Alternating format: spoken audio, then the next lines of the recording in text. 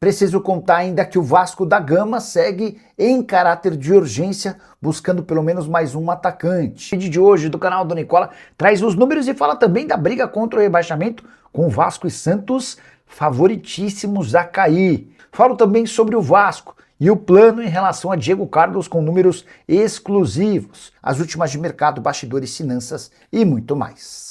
Fala aí pessoal, sou Jorge Nicola, bem-vindos a mais um vídeo do canal, sempre bom ter vocês por aqui, sem perder tempo, pedir para deixar like, se inscrever no canal e ativar as notificações. E o Vasco da Gama ainda procura por mais um ou até quem sabe dois atacantes nessa janela de transferências. Depois de fechar com Colídio e Sousa, a prioridade é fechar com mais algum atleta que faça gols, independentemente de ser centroavante ou ponta. Precisa-se buscar, na visão do Pedrinho, do Admar e companhia, alguém com vocação para colocar a bola dentro das redes, e isso ficou muito claro, mais uma vez, no empate em 0-0 contra o Bahia. O Vasco se portou bem, quase não deu tantas oportunidades a um adversário que é forte, e só não saiu com a vitória porque tem pouca qualidade técnica do meio para frente. O Vasco tentou nos últimos dias John Córdoba, centroavante colombiano que pertence ao Krasnodar. O negócio se complicou por conta da pedida do Krasnodar de 8 milhões de euros. Yeboah, atacante equatoriano que disputou a Copa do Mundo, prefere seguir na Europa. Nesse momento ele joga no Venezia, da segunda divisão italiana. Brian Rodrigues ficou bem caro e complicado. O América segue colocando uma série de dificuldades. E o Brian Rodrigues, nesse domingo, numa partida da Nations, entre times mexicanos e americanos, marcou um baita golaço de falta na vitória da equipe dele, o América do México contra o Portland Timbers por 2-1. Já Nelson de Ossa, que é volante, negociação só não foi fechada porque na oportunidade, quando estava tudo certo, houve aquela liminar da 777. O tempo passou, a verdade é que o de Ossa fez uma grande pré-temporada e agora vislumbra a possibilidade de jogar no futebol inglês. Para completar só falar sobre Diego Carlos, o zagueiro que é alvo do Vasco para a zaga, ele depende de uma rescisão do contrato do vínculo dele com o Fenerbahçe de forma amigável para que o Vasco não precise gastar na sua contratação. E Diego Carlos é o plano A, B e C do Vasco na busca por um defensor nessa janela de transferências. Nos últimos dias, uma série de outros nomes foram especulados, como por exemplo, Gabriel Pereira do Copenhagen e Arthur Chaves do Hoffenheim. Não dá para dizer que eles não foram debatidos internamente, mas o objetivo do presidente Pedrinho e do pessoal que representa o Marcos Lamáquia é de fechar com o Diego Carlos, que tem 33 anos de idade, contrato com o Fenerbahçe até junho de 2028, mas as partes tentam chegar a uma rescisão de contrato de forma amigável.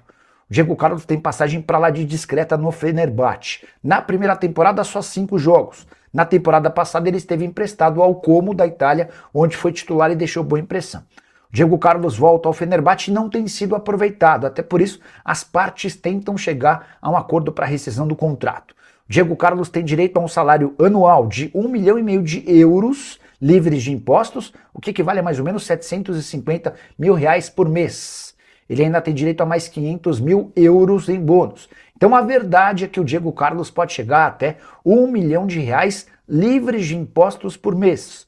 O Vasco não consegue alcançar esse valor, mas se aproxima e entende que pode ter no Diego Carlos seu principal reforço pro sistema defensivo. Cruz Maltino, que já fechou com Sousa e Colídio e que ainda busca um atacante fazedor de gols. Para mim hoje a prioridade máxima em São Januário deveria ser a contratação de caras capazes de marcar muitos gols. O time se ajustou especialmente defensivamente, mas ainda sofre com a falta de talento dos atacantes para converter as chances criadas. Você discorda, concorda? O que você pensa sobre Diego Carlos? Já use o espaço para comentar e registra a sua opinião, beleza? Aproveita e escuta a respeito da disputa contra o rebaixamento. A Chapecoense, praticamente rebaixada, de acordo com a Universidade Federal de Minas Gerais, 99,3% de chance de cair.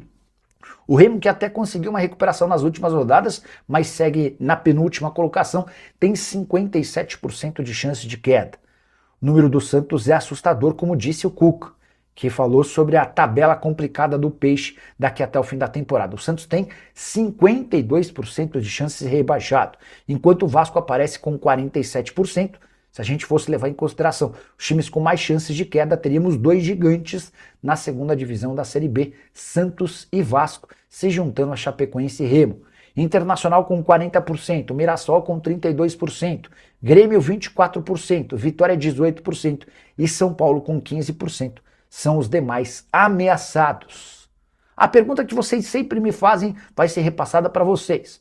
Quais os 4 favoritos a cair para a segunda divisão? O espaço para comentário está aguardando a sua resposta. A Catiane Andrade, Nicola, boa noite. Alguma novidade sobre Deossa no Vascão? Catiane, a verdade é que o Deossa é que meio tá colocando água no chope, tá? Vamos lá. O Deossa estava contratado pelo Vasco. Aí surgiu aquela liminar do pessoal da 777 Carioca e o negócio não saiu. Aí demorou, conseguiram caçar liminar, enfim.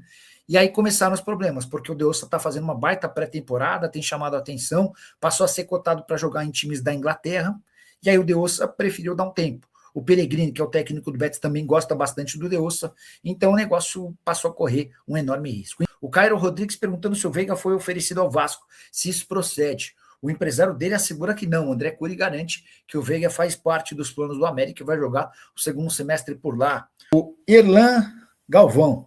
Boa noite, Nicola. Manda um alô para minha cidade, Maracagumé, no Maranhão. Caraca, que legal. Estamos chegando no Maranhão. Torcida em peso do Vascão. E queremos saber quando estreia o Social Colídio. Vamos lá. Os Social Colídio estão na pré... O Vasco fez a pré-inscrição da dupla, tá? O que significa isso? Que na sexta-feira o Vasco deu entrada com um pedido da inscrição dos atletas. Essa inscrição, ela precisa ser confirmada nessa segunda-feira até o meio da tarde, com o envio dos documentos finalizados.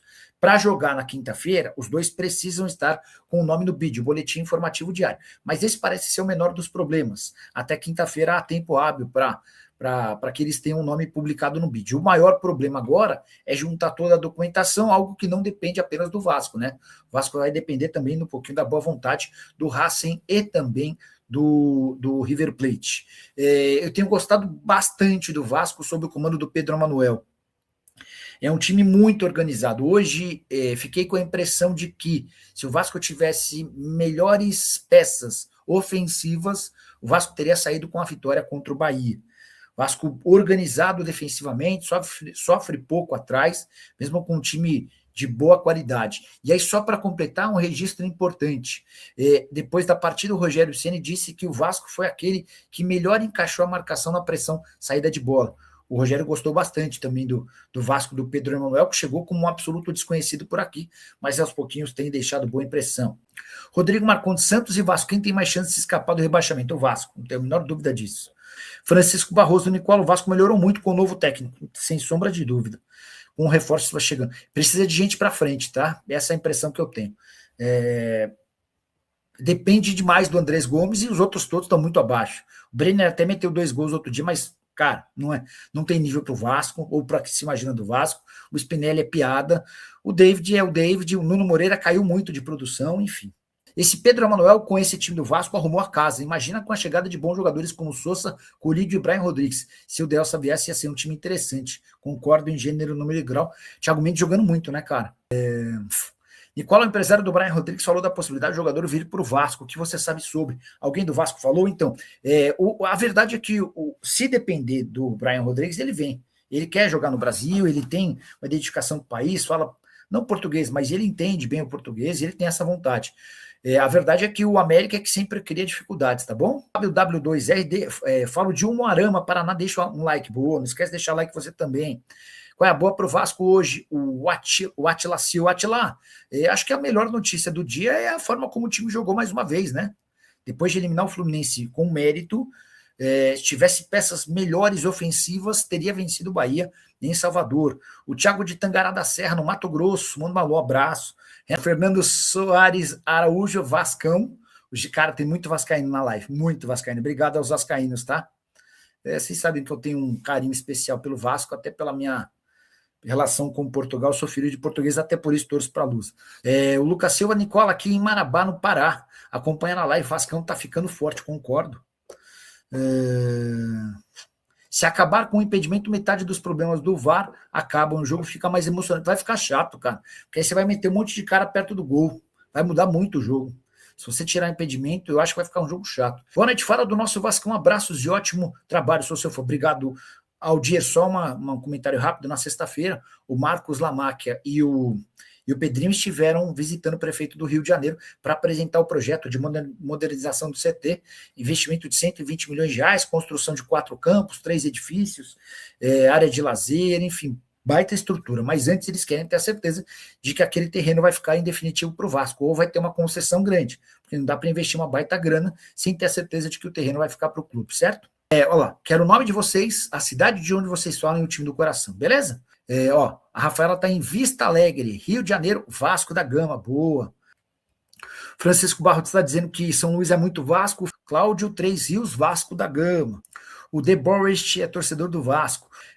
O Além TM, Curitiba, Paraná é muito Vasco. O De Borest está falando que é de Fortaleza e é Vasco, boa. Marabá, que é Vascão, escreve o Lucas Silva. Anapu no Pará, Vascaíno, estamos também no Pará.